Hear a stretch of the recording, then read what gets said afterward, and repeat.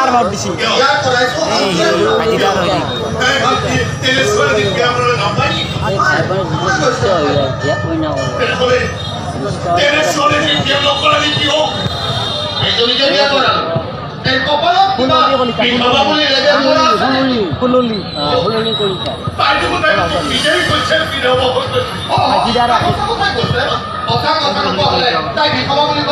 বেলেগে নামটো দিছে কিবা মোদী কলিতা নাকি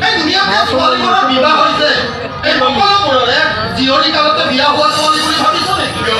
জিয়ৰী কালত বিয়া নহয়, বোৱাৰী কালত হয় নেকি? বোৱাৰী কালতেই হয়।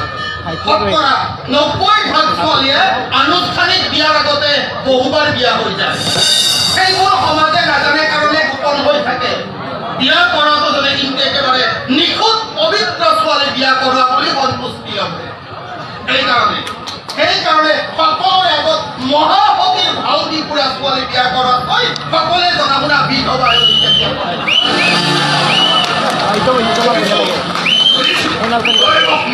থাকে না